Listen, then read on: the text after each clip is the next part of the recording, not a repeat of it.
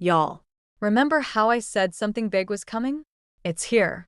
Well, technically, it's been here the whole time, and I just found out what this place actually is.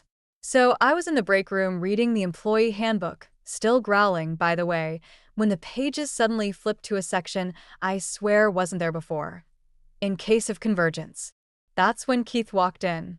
Except he wasn't Keith anymore. Like, literally not Keith. His yellow eyes were full on glowing. He had actual claws, and he was wearing what looked like ancient armor under his manager polo shirt. It's time you knew, he said. Moonlight Munchies isn't just a drive-through. Turns out, we're sitting on top of something called a convergence point, basically a cosmic intersection where multiple dimensions overlap. And this drive-through? It's actually a guard post. Keith, not his real name, obviously, is part of some ancient order that keeps the peace between dimensions. They've been doing it for centuries, just updating their cover story. 1800s, a late-night stagecoach stop 1920s, a speakeasy for supernatural creatures 1950s, a diner now, a 24-hour drive-through because honestly, who questions weird stuff happening at a drive-through after midnight? The real kicker?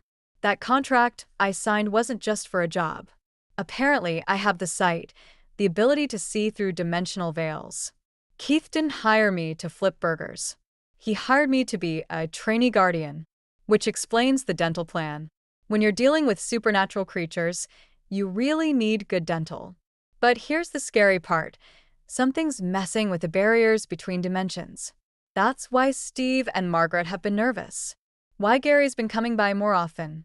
Why the veil is getting thinner. Keith says we're not just serving food anymore. We're the last line of defense between our world and whatever's trying to break through. And apparently, my real training starts tonight. Update: Keith just handed me a sword. An actual sword. It was hidden in the French fry freezer. Don't worry, he said. It's just like working the shake machine. It is nothing like working the shake machine.